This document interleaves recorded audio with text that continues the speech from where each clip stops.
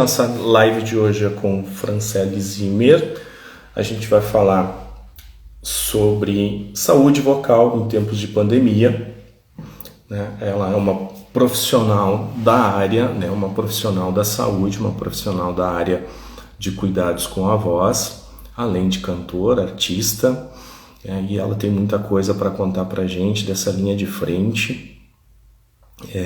Das coisas dos atendimentos que ela fez, compartilhando aí como as pessoas têm as suas sequelas, né? Tiveram as suas sequelas aí em contato com esse vírus, né? Que prejudicou e tirou a vida de tantas pessoas ao longo desses 2 anos, né? E aí a gente precisa entender também que isso não chegou ao fim, mas que está se encaminhando para que a gente possa aí conviver de uma maneira mais, se é que se pode dizer, uma maneira um pouco mais tranquila com essa situação. Antes, né, a gente fez um contato, iniciamos uma live anterior e estamos agora de novo ao vivo, porque por algum probleminha técnico a imagem da Fran não havia entrado.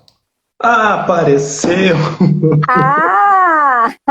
Ai, que bom! A gente sempre fica meio tenso, né, nesses inícios de live, assim, né? Sempre tem alguma coisinha que dá, né? Mas seja muito bem-vinda à Elétrica do Batom, né? Para a gente trocar esse papo tão importante aí, né? Sobre todas essas coisas que aconteceram com essa doença nesses 2 anos aí. E quiçá, né? Isso vá para frente. Fran, te apresento. Eu que agradeço, Israel, por estar aqui na Elétrica do Batom, com tanta gente especial aí nos acompanhando. Agradeço o convite, fico muito feliz em poder falar um pouquinho sobre voz, que é a minha vida, né, Isra? Minha vida é trabalhar com voz, né?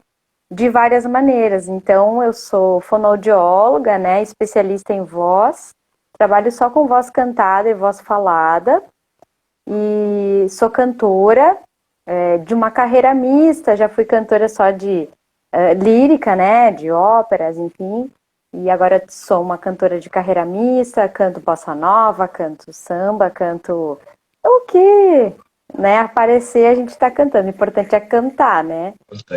Sou professora de canto e sou regente coral. Cheias de compromisso, né? Atendendo vários cantores também, vários artistas por aí que trabalham, né? Que usam a voz para trabalhar e, enfim, dependem, né, disso tudo. Eu acho que deve surgir aí tantas dúvidas, né, desse processo que a gente vem passando, para esse público que tanto se utiliza da voz como instrumento de trabalho real, né? Porque, claro, a gente utiliza a voz no nosso dia a dia, trocando informações, então a gente vai estar sempre trabalhando com ela, mas com artistas e cantores, né, se fazem muito mais presente como instrumento de trabalho, né, a voz. Então, acho que tem coisas aí para a gente conversar, né? Tem muitas coisas. Eu atendo, esse é o meu maior público, né? As pessoas que são profissionais da voz, né? Os cantores, os atores, atrizes, radialistas, professores que sofreram tanto também nessa pandemia, né? Mas, na verdade, como a gente sempre fala, todos nós precisamos da nossa voz para nos comunicar. A gente tem outras formas de comunicação? Nós temos, né? A expressão facial, os gestos, a gente pode se comunicar através da escrita também, né? Mas a fala em si, a voz, ela é prioritária na comunicação, né? A gente tem outras formas de se comunicar, mas a voz, ela tem uma importância quase que vital, assim, se nós falarmos em comunicação, né? Sim. Desculpa. Fran, eu acho que é interessante a gente começar a contar um pouco sobre Essa questão da própria Covid mesmo, que a influência que teve, né? Porque a gente teve lá no início um período de desinformação, onde a gente não sabia muito bem o que estava acontecendo, né? E aí teve aquelas tantas mortes que tiveram logo de cara, logo no início, com tudo que estava acontecendo, e o que a gente foi aprendendo nesse meio do caminho e para onde as coisas começam a se encaminhar. E eu acho que tu teve bastante nessa linha de frente de pessoas se recuperando da questão da Covid, como isso ficou, além de outras coisas que aconteceram, né, no organismo, mas também essa questão de voz, em função de ter envolvimento de pulmão, comprometimento de pulmão, de tudo mais, né? O que tu pode falar pra gente? Na verdade, assim, em março de 2020, nós nos víamos no hospital, assim, sem saber realmente com o que nós iríamos lidar, o que nós iríamos enfrentar e como nós iríamos enfrentar. Então, eu chego a me arrepiar, agora estou me arrepiando e me lembrando daqueles momentos, né? E lembrando de como a gente é também forte, como a gente consegue superar tantas coisas, e enfim. Mas naquele momento, assim, a gente fazia conforme a experiência de cada um. Então, assim, o fazer juntos virou um mantra, sabe? Então a gente aprendeu muito como equipe, né? Eu sempre gostei muito, né? Eu gosto muito de gente, senão eu não trabalharia com canto coral, enfim, também.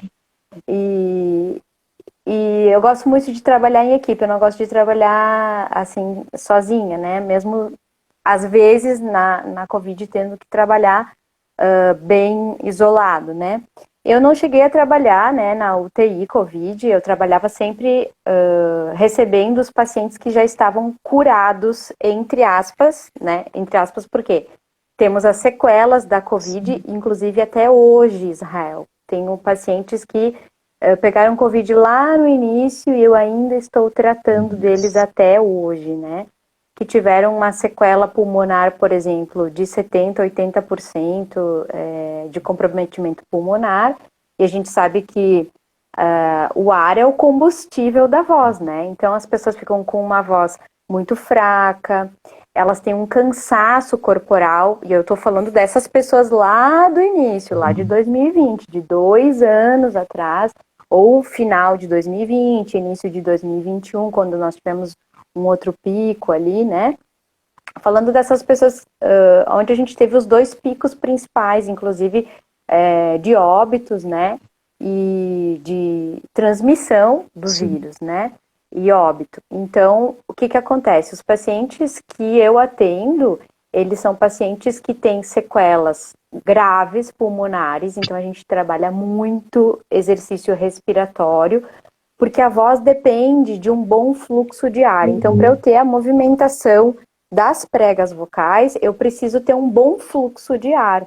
E o que acontece com os pacientes que, com a maioria que pegou o Covid? Agora, com essa variante, né, que é a Ômicron, a gente não tem tanto sintoma pulmonar, né? Mas as outras variantes, nós tínhamos muitos sintomas pulmonares. Então, a gente passou a trabalhar muito exercício respiratório ligado à vibração de prega vocal, ou seja, a produção vocal, né?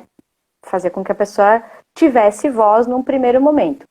Não importasse a voz que fosse, porque se a pessoa também tivesse feito uma intubação orotraqueal, que era concomitante, né? Uma pessoa com esse comprometimento pulmonar dificilmente não teria feito uma intubação orotraqueal, né?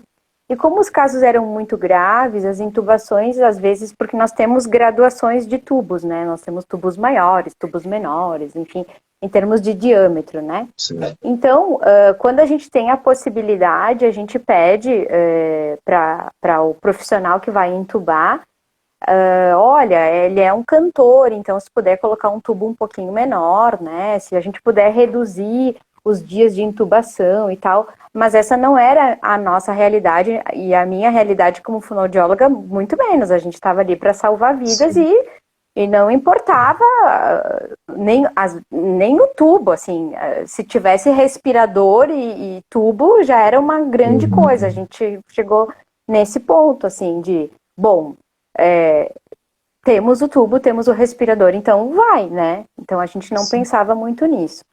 Para as pessoas entenderem a magnitude que foi isso, né?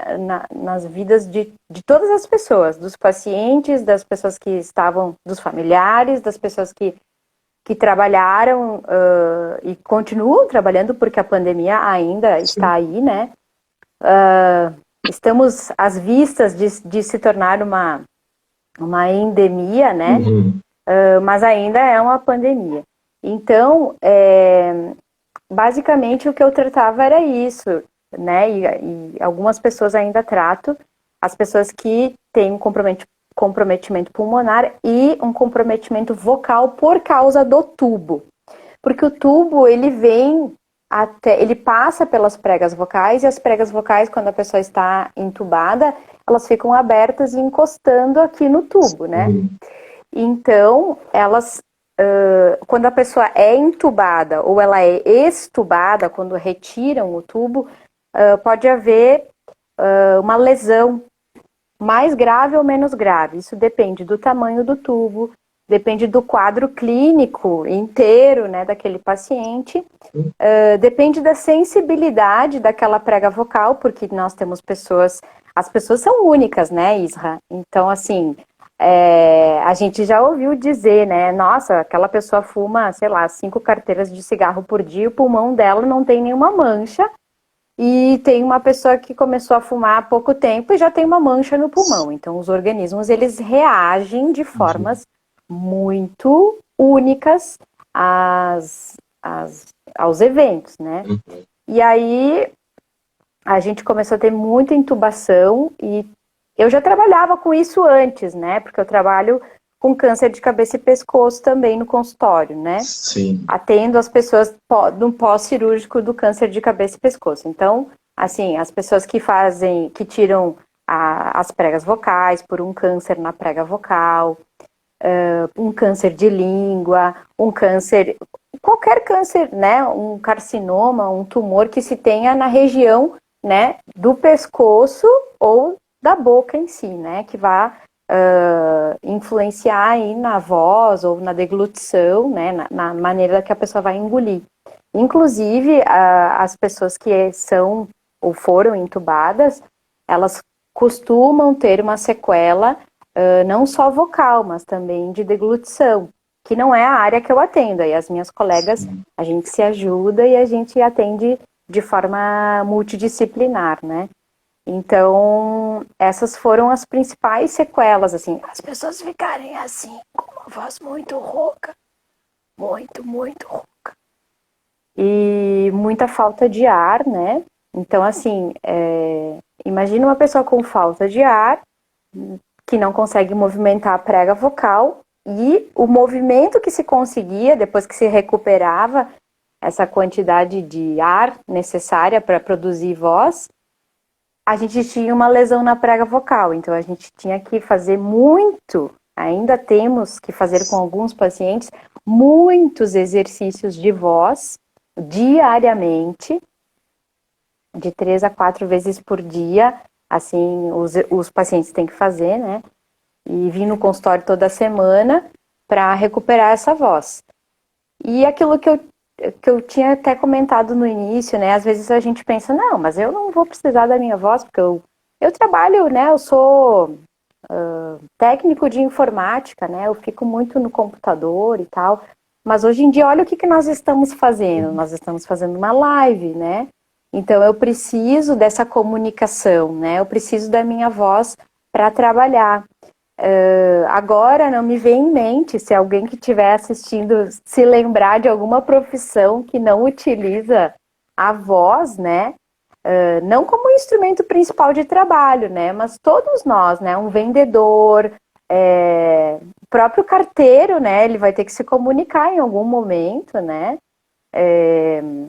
um Sim, mecânico, claro que tem enfim. profissões que não é que em nenhum momento vai precisar, né? Mas a gente entende que tem pessoas, né? A questão do surdo mudo, toda aquela questão de linguagem de sinais, são pessoas que estão incluídas, né, nas atividades. Então, ela pode ser, sei lá, um contador, um economista que vai estar trabalhando ali, se comunicando às vezes até com uma escrita ou com algum outro recurso aí, Com Libras, né? né, técnico também, né? Hoje tem ali os computadores que você escreve hoje em alguns softwares e eles fazem a leitura, o próprio software cria a voz para isso, mas o que a gente está falando, né, que a gente está falando aqui são das pessoas que se utilizam da voz profissionalmente, pessoas que que estavam tão acostumadas também a estar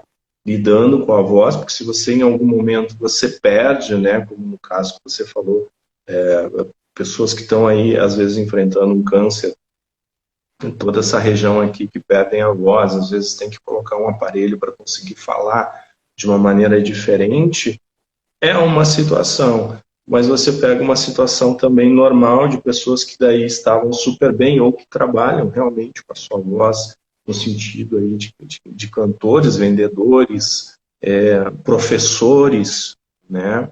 Professores. E aí tu te vê incapacitado com aquele recurso que você tinha de utilizar. Você pega um professor que passa uma vida ali ensinando, falando e tudo mais, e de uma hora para outra ele não tem esse recurso, né? E tem todo um aprendizado a ser feito ali, além do enfrentamento desse processo de recuperação, né?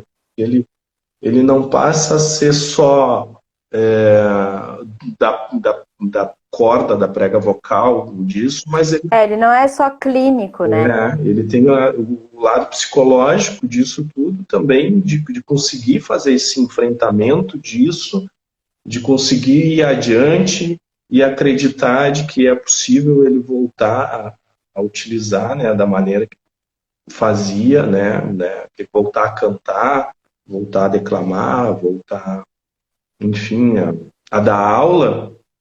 Então tem esse viés psicológico também aí a ser enfrentado, né? A gente tem, assim, que acolher muito. A gente sempre, né, na área da saúde, a gente tem, né, eu vou falar por mim, eu tenho essa questão do acolhimento, eu ouço muito as pessoas, né? A gente, com a pandemia, a gente acho que aprendeu, né, a ouvir mais as pessoas e acolher, né? Não julgar e acolher.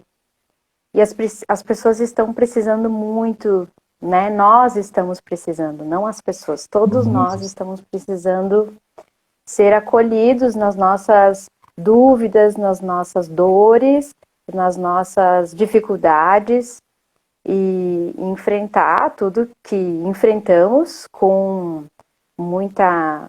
Foi um momento laborioso, mas estamos enfrentando e agora o que a gente precisa é dessa questão do acolhimento, do entendimento, da humanização, né, do atendimento, assim, e levar isso com alegria, por mais que a dor seja muito forte, assim, às vezes em algumas pessoas, né, nós tivemos pessoas que eu atendo, pessoas que perderam outras pessoas, né, todos nós perdemos, e fica aqui o nosso abraço para quem perdeu alguém, perdeu o seu algum amor, né? Podem ter certeza que todos lutaram muito para que isso não acontecesse, mas que é um processo, né? A gente, uma hora, esse momento de passagem, vamos dizer assim, para um outro lugar, para um outro plano, para uma outra dimensão, ele vai acontecer, né? E se foi nesse momento da pandemia do Covid-19, era o momento que tinha que ser. Então, assim, o meu carinho a todas as pessoas, nós passamos muito por isso, vivemos muito isso, e que bom que a gente não vive mais, que bom que a gente pode agora dar um, assim, tem o Dr. Eduardo Sprintz, que é um super infectologista aqui do Rio Grande do Sul, ele faz um semanário da pandemia, e ele é também muito sensível e muito claro nas suas colocações, e ele está dizendo já há 2 semanas que nós estamos numa lua de mel, ou seja, e estamos torcendo para que essa lua de mel em relação ao vírus continue, né? Uhum. Ou seja, estamos tendo uma calmaria, estamos conseguindo respirar mais aliviados, né? Mas temos essas sequelas que ficaram. E como tu bem falou, Israel, não só sequelas físicas, mas as sequelas psíquicas que elas também alteram o nosso padrão vocal, né? Quando a gente está mais triste, mais preocupado, a gente tem um padrão de fala um pouco mais assim, mais grave, mais fraco. Quando a gente está um pouco mais feliz, a gente fala um pouco mais, né, para cima, mais projetado, né? Então, a voz tem tudo a ver com tudo que acontece no nosso organismo. Ah, eu tô com um dedo do pé que tá me doendo. Às vezes a pessoa entra no palco, né? Ou vem para terapia e eu tenho que dizer, não, mas o que está acontecendo com a tua voz, né? Ela não tá como normalmente a gente conhece ela, né? E às vezes a pessoa diz, não, é que eu tô com um negócio aqui, né? Tô me incomodando, meu sapato tá incomodando aqui, essa unha tá me incomodando, né? É diferente de tu ir para terapia, claro, de subir num palco, né? Ou de tu dar uma aula, né? Ou tu ir para o teu trabalho, porque a gente tem uma injeção de adrenalina no cérebro quando a gente começa a trabalhar e a gente esquece, né? Esquece da dor, esquece do que aconteceu, né? Agora, tu vai para terapia, tu é obrigado a refletir sobre a tua voz, sobre aqueles exercícios e tal. Então, o mental influencia muito, o físico influencia muito. Então, a pessoa passou por Covid, né? Sobreviveu, está com as sequelas, então a gente tem uma questão física aí, mas tem uma questão mental importantíssima aí que precisa ser, assim, muito abraçada, muito acolhida, porque as pessoas também lidam diferente, né, com todas as situações da sua vida. Então, isso é uma coisa que me preocupa um pouco, essas sequelas mentais, sabe? Essa questão, as questões psíquicas dos meus pacientes ficaram bem acentuadas, assim. Mesmo quem não teve Covid, sabe, Isra? Sim. As pessoas ficaram com tanto medo, elas entraram numa catarse, né? Acho que todos nós passamos por algum momento, pensamos, nós vamos morrer, né? Mesmo sabendo, né, que nós vamos um dia morrer, mas isso chegou muito perto. Chegou muito sabe? perto. Sabe que eu até já comentei isso em alguma outra ocasião, mas lá no início eu entrei nessa vibe assim, né, nessa sintonia toda de que podia dar um problema a qualquer hora, né? Eu perdi um professor meu que no mestrado ele seria meu orientador, e foi muito rápido isso, sabe? Foi assim, diagnóstico positivo, 15 dias depois óbito. E aí você se pega, né? No meu caso, eu com um filho pequeno, que ele nasceu em setembro de 2019, e aí ele entra em março, né? Ele entra em pandemia, né? E essas crianças todas que nasceram nesse período começaram a conviver com pessoas com máscara, com pessoas que não se tocavam, que não se encostavam, que não se abraçavam, e isso começou a fazer muita falta, né? Falando por mim, né, essa experiência que eu tive, de você estar num ambiente que você não sabe o que fazer com a pessoa que está na tua frente, né? Ai, dá um toquinho com a mão, vai com o cotovelo, e aquela tua vontade de chegar e abraçar, de beijar, né? Dar 2, 3 beijinhos no rosto e abraçar forte, aquilo foi muito impactante no período, porque a gente se afastou não só de amigos, mas de familiares, né?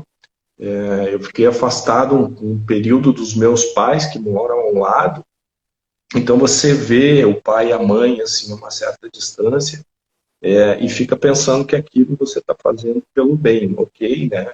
Só que o tempo passa e a gente viveu nesse momento e aí você hoje ainda é estranho abraçar alguém, ainda é estranho cumprimentar alguém, né? E aí você tem todas essas crianças também que nasceram nesse período e, e que elas, no período em que elas tinham que estar convivendo, brincando com outras crianças e formando esses laços todos, né, que a gente forma, elas precisavam estar distante, você não tinha como explicar. Como é que tu explica para alguém que tem 2 anos, 1 ano e meio, 2 anos, que não pode abraçar, que não pode, e que tem tá todo mundo de máscara? O meu filho hoje ele põe uma máscara e não tira mais, e ele tem 2 anos e meio, né? E aí põe a máscarazinha nele lá do super-herói que ele gosta e ele fica com aquilo lá o tempo todo.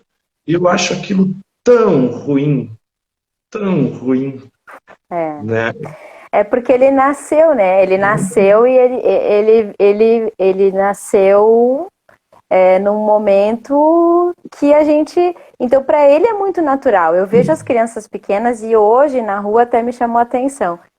Agora que a gente tem as flexibilizações, né? Eu vi um casal caminhando com uma criança, ela devia ter também uns 2, no máximo 3 anos, assim.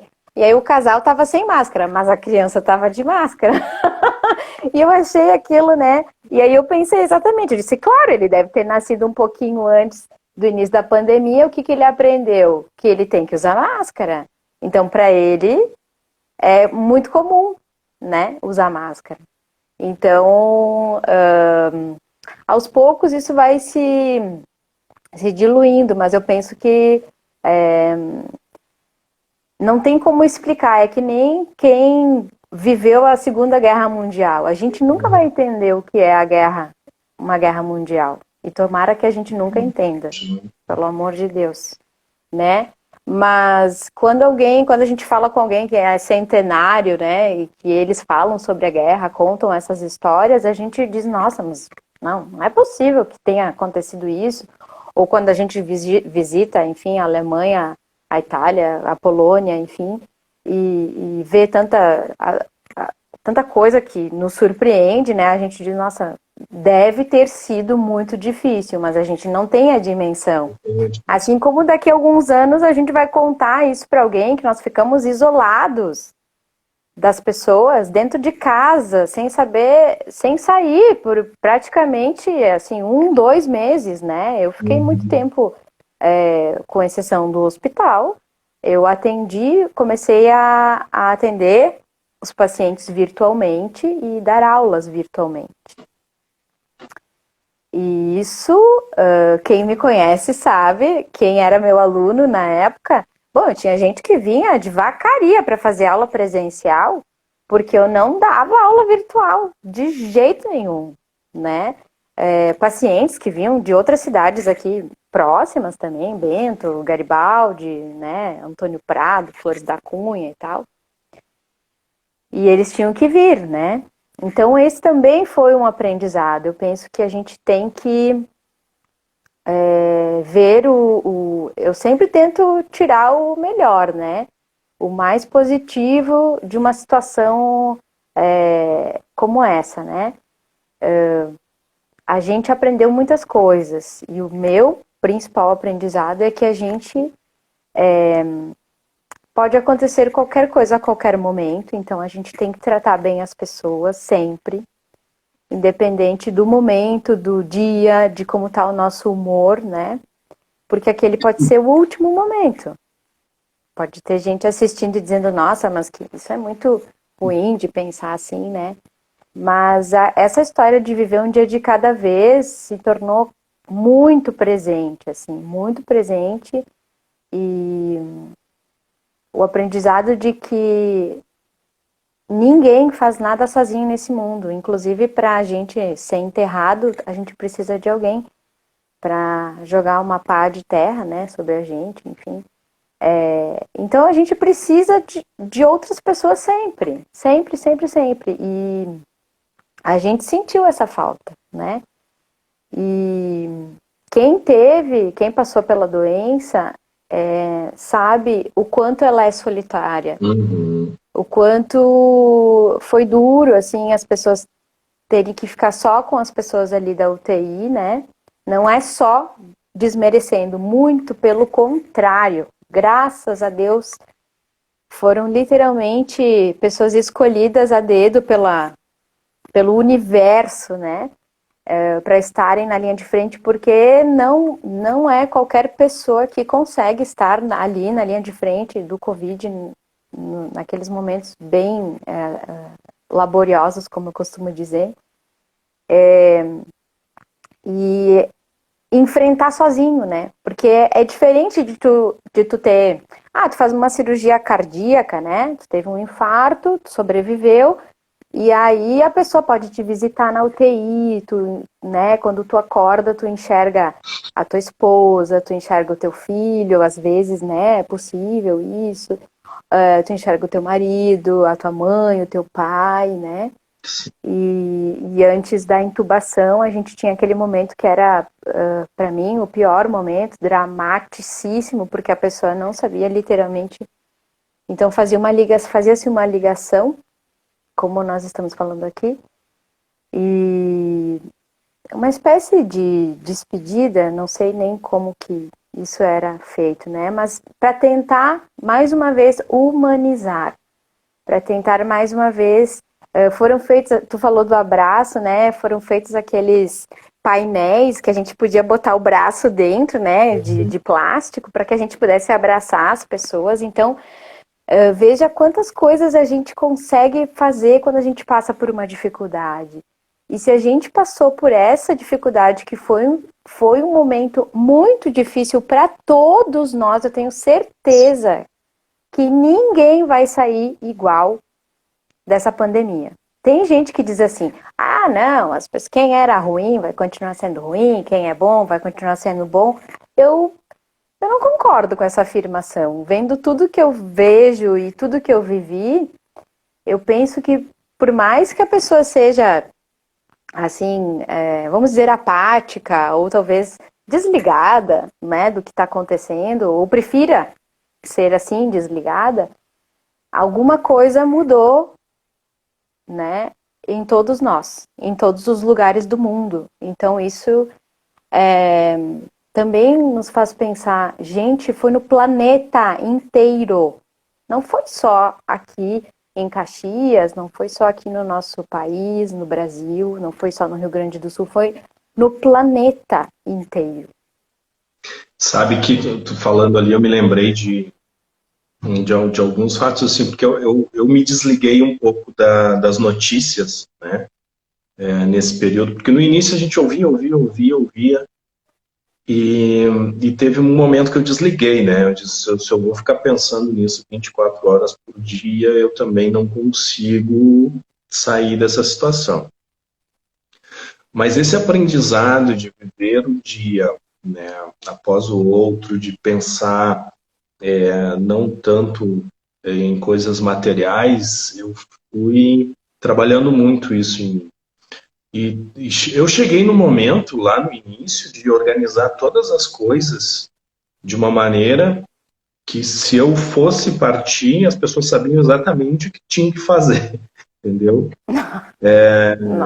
Porque eu fiquei pensando assim, nossa, se vai de uma hora para outra, e daí quem fica aqui para arrumar a situação tem que estar todo perdido, então deixa eu fazer tudo certinho aqui para deixar as coisas acomodadas, né? Então, às vezes vai, mas tu faz isso, tá pensando em morrer, não, eu estou sendo prático com quem vai ficar. Estou me preparando com quem vai ficar.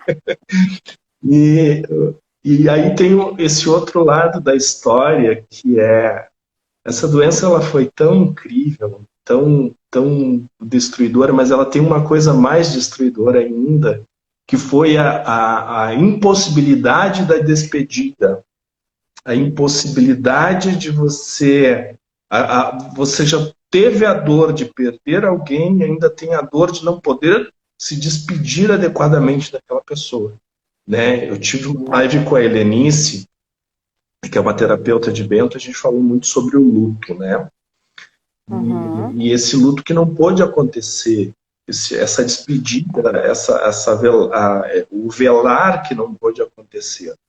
Então, tudo isso vai influenciar para a saúde dos que ficam também, né? Das famílias que o marido e a esposa pegaram juntas e um não volta, né? E você não se despede das mães e pais que partiram sem a despedida. O padre Fábio de Mello, acho que tu conhece aí também. Sim. Ele estava contando a história da mãe dele, da mãe. Que fez a passagem e que sai dali e que vai então lá para ser enterrada, e que ele não pôde nem ver, né? O que ele viu foi um saco preto passando o corpo dentro, e sai aquele caixão e já vai direto para o enterro. Então, foi muito cruel essa doença em vários sentidos, né? E tudo isso, ele, como tu disse no início, contribui para a tua recuperação, né? Ainda mais se você fica com sequelas físicas também, né? Se você tem sequelas físicas e tem todo esse processo emocional por trás da recuperação, é muito mais complexa, muito mais difícil, né? E esse caso que eu te falei, que eu tenho, que ele pegou o Covid, né, lá no início, ele tem essa história, né? Ele pegou com a esposa faleceu, né? E ele ficou. Então ele tem toda uma questão psíquica, mental, de não vivenciar esse luto. Ficou com sequelas pulmonares e vocais bem importantes. Então, quando eu pensei no tema dessa nossa conversa, agora me veio isso também, que eu me lembro que eu pensei que dar voz não é só dar voz no sentido técnico, assim, fazer as pregas vocais voltarem a vibrar, sabe? Eu desejo que as pessoas tenham voz para se manifestar, para poder falar dos seus sentimentos, para poder... Porque nem isso, tu entende? Quando tu vai fazer um tratamento psicológico ou psiquiátrico, se tu tá assim, como é que tu vai te manifestar? Entende? Tudo é um pouco mais difícil, então, sabe? Mas as pessoas, elas conseguem, elas são sempre muito mais... esse caso é um caso muito emblemático, assim, né? Que tá há tempo, mas se recuperou muito bem e agora quer cantar, então isso é muito legal, né? A pessoa não era cantor, então agora tá recuperado, assim, bem recuperado, e agora quer começar a cantar.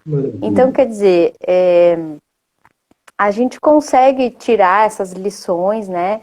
E a gente tem que procurar ajuda, a ajuda que a gente entende que é necessária ou que alguém, algum profissional da área da saúde nos orientou, né?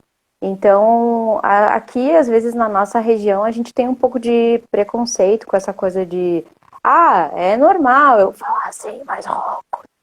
Normal, não preciso da minha voz, ou só vai no psicólogo quem é doido, né? Enfim, não, a gente precisa ir muito, né, da ajuda dos psicólogos, dos psiquiatras, enfim, né? E tratar a nossa voz para que a gente possa ter voz exatamente nesse outro sentido, né? Esse ano, sempre em abril, dia 16 de abril, é o Dia Mundial da Voz. E este ano a campanha da Sociedade Brasileira de Fonoaudiologia é A Sua Voz Também Importa. Ou seja, é nesse sentido que eu estou querendo falar, que todas as vozes importam. Sim. Né? Que todo mundo tenha voz, que todo mundo possa colocar para fora, né, os seus sentimentos através da voz. A gente pode colocar para fora os sentimentos através de lágrimas, de sorrisos, agora através de um abraço apertado, graças às vacinas, né, enfim, e podemos ter outras manifestações, né, dos sentimentos, assim, de um olhar carinhoso, né, enfim. Mas quando a gente consegue falar, é um outro sentimento, né? Quando a gente ouve aquela voz, né? Às vezes a gente não precisa nem ver a pessoa, mas só ouvir, quando tu ouve, né? Aquele período que a gente ficou e que muita gente, né, os pais da gente não sabiam muito dessa coisa da tecnologia, né? E a gente só de ouvir a voz, assim, gente, aquilo era um carinho, era um alento pra gente, né? Então a voz, ela é muito marcante pro cérebro da gente, né? O bebê já ouve no ventre materno a partir do 4º mês de gestação. Então, quando ele nasce, ele já sabe quem é o pai, quem é a mãe, quem é a tia, a dinda, o dindo, só através da voz. Por isso que ele reage quando a gente canta uma música, quando a gente fala alguma coisa que a gente falava perto, né, da barriga, porque ele já ouvia. E ele reconhece aquela voz, né? Então, a importância da voz no ser humano não é só o produzir a voz, mas também ouvir aquela voz, porque a voz, ela é um carinho pra gente, né? Não só a voz cantada, mas a voz falada, né? Conforme a gente fala, a gente está fazendo um carinho, né? Está dando um carinho. Tu falou, né, dos declamadores. É tão lindo ouvir alguém declamar, né? É um carinho pro ouvido da gente, assim como ouvir alguém cantar, né? Enfim. E, e é uma outra situação que a gente acabou vivendo e que eu acho que é interessante a gente falar sobre a questão do uso da máscara, né, Fran? A gente teve uma enxurrada de modelos de máscara, de coisas coloridas, coisas estranhas, coisas extravagantes, mas o impacto que tem esse uso dele quando você lida de uma maneira profissional, né? Porque eu lembro que teve aquelas serenatas eu acho que foi na Itália, depois se propagou, mas enfim, né, saiu em algum lugar. Então os cantores ficavam ali nas sacadas, às vezes, ou até mesmo fazendo live, conseguiam se encaixar nisso. Tu sabe que até a gente fez algumas serenatas, nós fomos contratados por uma imobiliária aqui de Caxias, e nós fizemos algumas serenatas, eu estava me lembrando, foi na Páscoa de 2020. Nossa, foi também assim, porque eu tenho esse outro viés, né? Como eu estava falando, eu sou fonoaudióloga, então tenho toda essa questão da área da saúde, muito preocupada sempre fui muito preocupada com todos os meus pacientes e, enfim, e alunos também, como professora, mas eu tive esse viés também do canto, né? Como eu sou cantora, então fechou-se tudo, não tem mais show, não tem mais nada, então o que eu fiz durante a pandemia, presencialmente, foram aquelas serenatas em março, abril ali de 2020, quando estava começando a pandemia, as pessoas estavam... Ninguém saía de casa, a gente cantava assim nos prédios e as pessoas mal e mal abriam as janelas, assim, para botar a mão para fora, assim. E eu me lembro que a gente usava até luva, assim, a orientação. Eu era a única da área da saúde que era musicista também. Então, assim, a gente não sabia como que estava lidando. Então, todo mundo, todos os músicos e cantores, todo mundo usava luva, todo mundo usava máscara, todo mundo usava, nossa, um monte de aparatos, né? Para tentar se proteger contra aquilo que a gente não sabia o que era. Mas, ao mesmo tempo, a gente foi e fez as serenatas, né? E quanto à máscara, assim, eu acredito, e por experiência clínica de consultório, né, não temos mais, de 2 anos para cá, diminuiu contundentemente, assim, as pessoas que estiveram gripadas, resfriadas, com crises de rinite, com crises de asma, com crises de bronquiolite. Isso diminuiu bastante. Então, eu atribuo isso ao uso de máscara, né? No início, a gente teve essa enxurrada, inclusive eu tenho vários modelos, todos os modelos, tudo que saía, todas as pesquisas científicas sobre qualquer máscara, eu tenho todas as máscaras que tu possa imaginar, eu tenho de plástico, eu tenho de acrílico, eu tenho aquela outra de plástico transparente, eu tenho de pano, eu tenho, enfim. Em resumo, importante era usar máscara, né? Importante era usar máscara. Atualmente, o que a gente faz? A gente orienta a usar em ambientes que são muito, que a gente entende, né? Que são de grande transmissão, que a gente tente usar uma máscara que proteja mais. E aí vai do entendimento de cada um, né? Bom, eu vou num show onde tem, sei lá, 50 mil pessoas. Se eu não me sentir à vontade, mesmo com a flexibilização, então, onde tem, vou num hospital, vou num posto de saúde, vou num consultório, vou fazer um exame clínico, enfim, né? Que a gente use uma N95 ou uma PFF2, que são as máscaras um pouquinho mais, que protegem um pouco mais. Mas as máscaras cirúrgicas também nos protegem muito. Então, assim, quando a pessoa vai cantar, a minha indicação é que ela use nos coros, por exemplo, né? Porque há muita dúvida entre os regentes. Mas agora que flexibilizou, né? O que eu faço? Eu uso no meu coro ou eu não uso mais máscara?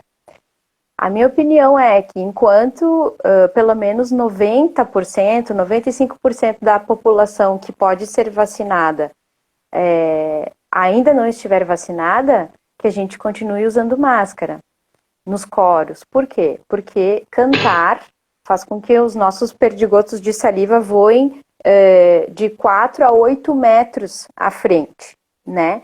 Então eu posso expor, inclusive, quem está assistindo. Quem está assistindo, eu posso expor as pessoas. Mas essa é a minha opinião, né? Enquanto 95%, 90% da população daquela cidade não estiver completamente vacinada, não é só com uma dose, enfim, que a gente mantenha esse cuidado sanitário. Ao ar livre, eu penso que se não há grandes aglomerações, eu já enxergo que a gente não precisa mais usar máscaras, né? E aí, quando for cantar, usar uma máscara cirúrgica que ela facilita o canto, né? Mas eu, por experiência própria, assim, cantei muito de N95, muito. Ela abafa o som, ela tira os sons agudos da voz da gente. Os técnicos de som odiavam quando eu cantava de máscara. Me perdoem, por favor.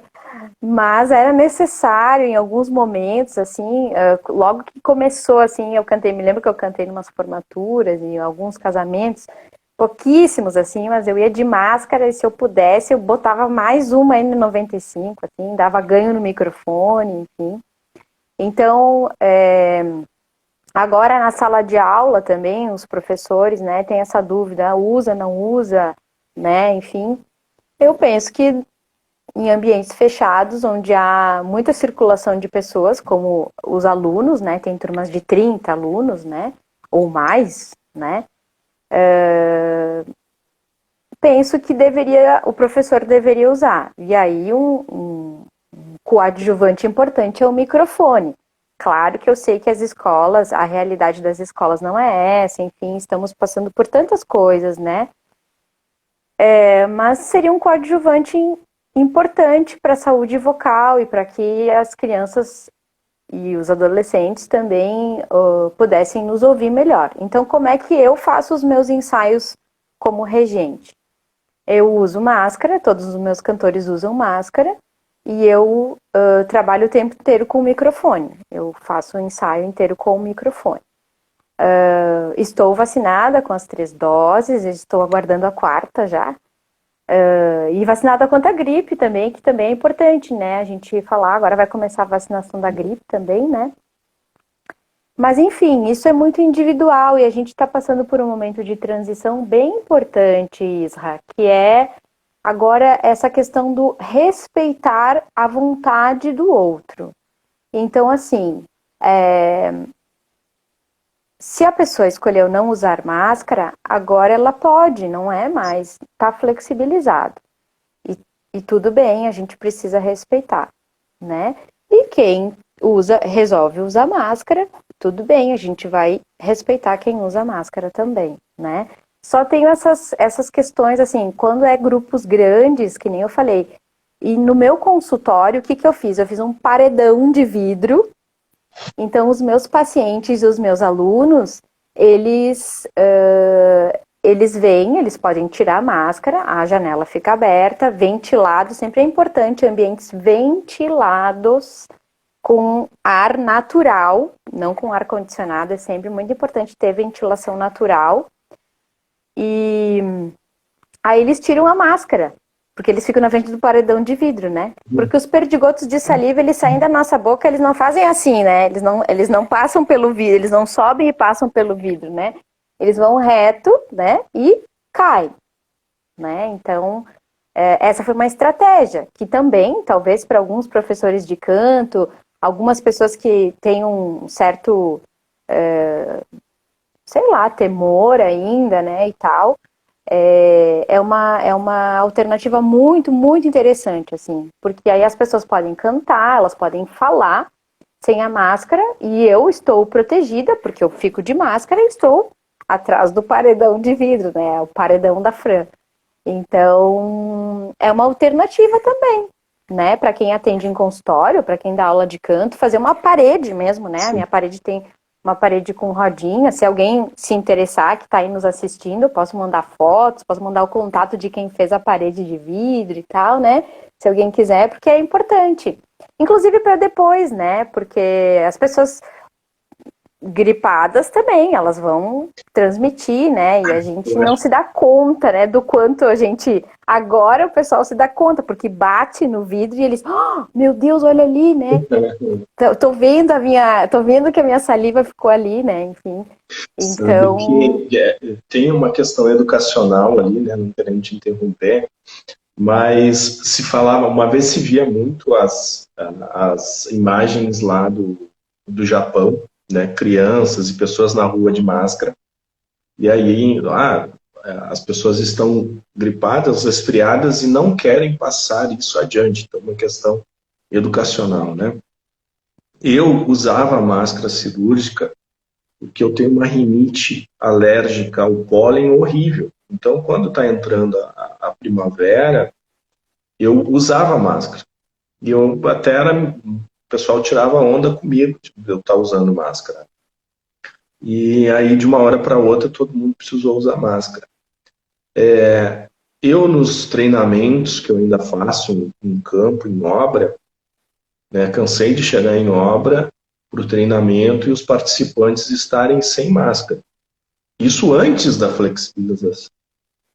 E eu dizia, olha, gente, eu preciso documentar o treinamento. Para documentar o treinamento, pessoas, ele sofre auditoria, ele pode sofrer uma auditoria.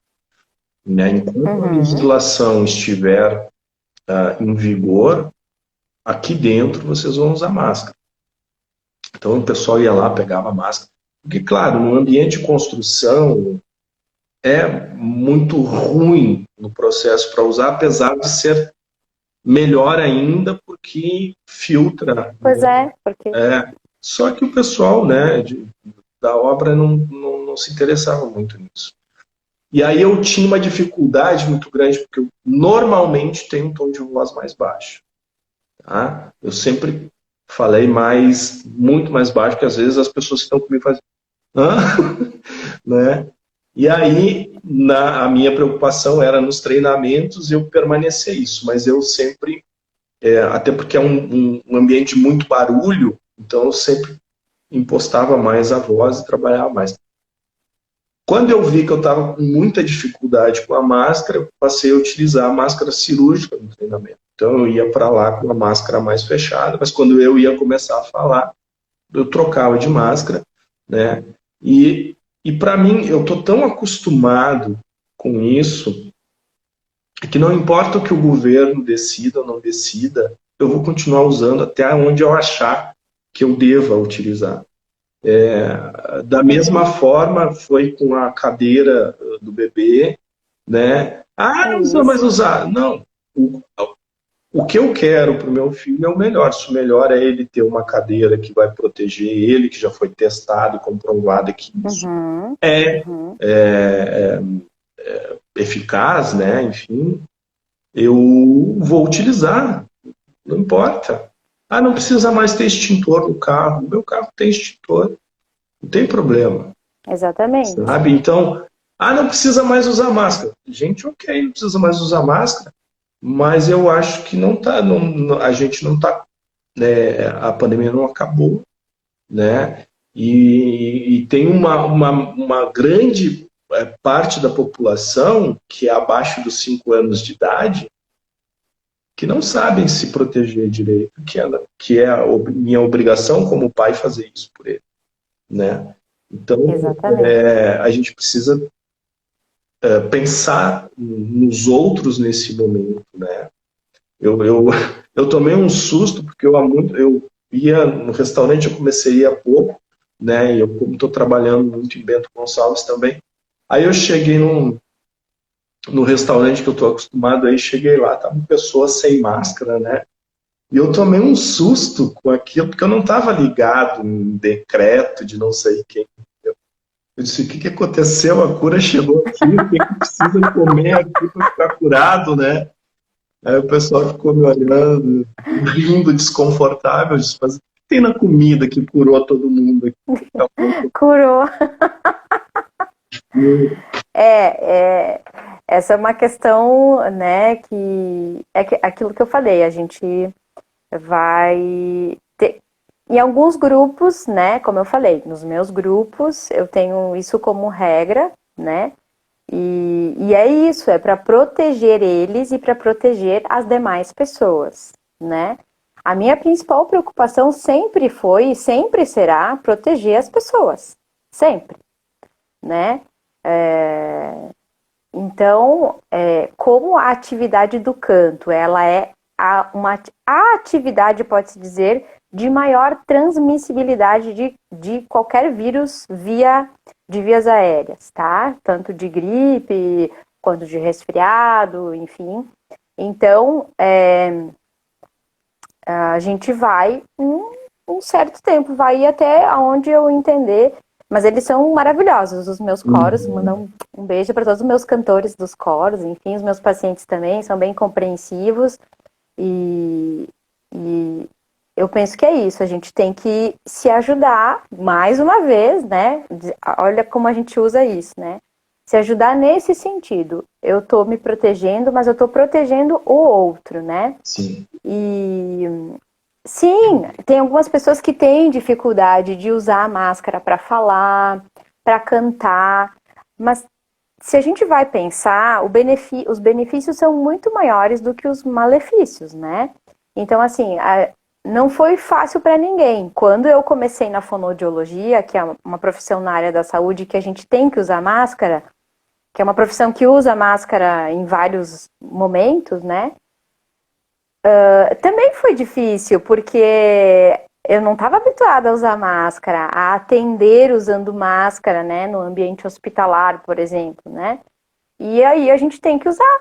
Quando a gente entra num bloco cirúrgico para acompanhar uma cirurgia, tu tem que usar. Uhum. E aí tu vai fazer o quê? Tu vai deixar de acompanhar o teu paciente porque tu tá com uma dificuldadezinha respiratória enquanto o teu paciente tá ali sendo aberto.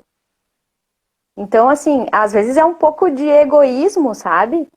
Porque não é possível. Existem comprovações científicas, bases científicas. Foi muito pesquisado, gente, muito pesquisado.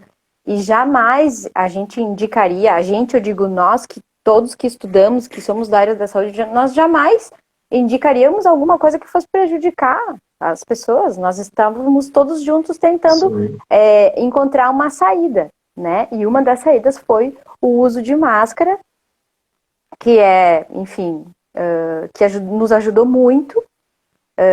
Senão, eu acredito que muitas pessoas, antes da vacina, teriam contraído, né, o vírus, se não fosse o distanciamento e o uso de máscara adequado, né? Porque também tem isso, né? As pessoas usam máscara de tudo quanto é forma, de tudo quanto é jeito, né? Então, assim, não adianta não tapar o nariz, né? Não adianta. Então, tem que usar tapando o nariz. Agora, até tem um exercício que eu faço que é com o copo de isopor. Só que o copo é só aqui, né? E as pessoas querem colocar aqui também por causa da máscara. Então, eu disse, bom, mas eles estão conscientes, né? Que tem que usar aqui. Mas, enfim, eu não sei quanto tempo a gente tem de live, como é que funciona. Eu acho eu nem te que, pedi isso, até pelo nosso tempo, a gente podia continuar falando, mas eu tenho uma questão com o Instagram que ele não deixa passar muito mais do que 1 hora e a gente começou atrasado, mas está dando a 1 hora mais ou menos agora. Eu acho que a gente vai ter que acabar no encerramento, né? Antes que ele corte a gente. Mas eu acho que foi dado bastante o recado, enfim, de toda a nossa conversa, porque todas as lives que eu tenho feito com as pessoas, com as convidadas, eu acho que elas meio que se conversam, sabe? Porque cada uma tem uma história, tem alguma coisa para contar de algum momento, de alguma passagem. E essa aqui, nossa, uma contribuição incrível que tu veio trazer para a gente, né? Para a Elétrica do Batom, para as pessoas que vão ver isso posteriormente, né? Como disse, às vezes na hora as pessoas não conseguem ver, mas posteriormente elas acabam assistindo. E futuramente eu vou ter cortes, né? Mas eu ainda estou nesse processo. Fran, eu queria te agradecer incrivelmente pelo teu tempo, né? Porque eu acho que é um bem precioso, eu sempre falo isso, que o tempo é um bem muito precioso para todos nós, né? O tempo que nós temos aqui, o tempo que nós passamos juntos, o tempo que nós trocamos ideias e o tempo que a gente hoje traz através da nossa conversa e da nossa voz, deixa para as pessoas alguma coisa de bom da gente, né? Então, te agradecendo muito por isso. Queria que tu deixasse algumas palavras aí finais para o nosso público e te agradecendo novamente pela participação. Então, eu quero agradecer todas as pessoas que estiveram aqui com a gente e que vão assistir também, com certeza. Agradecer a Elétrica do Batom, agradecer o Israel, né, pelo convite para falar sobre isso, que é uma coisa que eu gosto tanto, né, que eu amo falar sobre voz e poder falar um pouquinho. Obrigado por me dar voz, por eu poder falar um pouquinho também sobre isso, poder botar para fora um pouco de tudo isso que eu vivenciei, que às vezes a gente não tem como falar, né? Então, assim, eu desejo muito que as pessoas tenham voz, não só no sentido vocal, né? Tenham uma boa voz para falar, tenham saúde vocal, mas que elas tenham voz, que elas possam falar sobre o que elas querem, sobre o que elas sentem, sobre o que elas desejam, sobre os seus sonhos. E que a gente tenha, assim, esperança, isso vai passar. Nós juntos vamos conseguir superar tudo isso, já estamos conseguindo superar.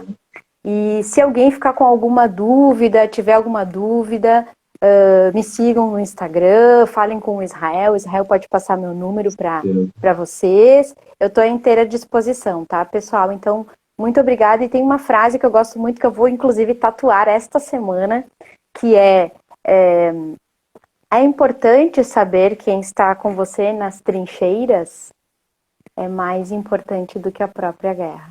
Então, eu tive muita gente comigo nas trincheiras e eu quero deixar um abraço muito apertado a todas as pessoas que estiveram nas trincheiras comigo, porque a gente precisa muito uns dos outros. Então, muito obrigada, Isra, por esse momento. Obrigada a todos que estiveram junto com a gente. Obrigado. Muita voz para todo mundo. Muito obrigado. Até logo. Até logo. Um beijo, pessoal. Beijo.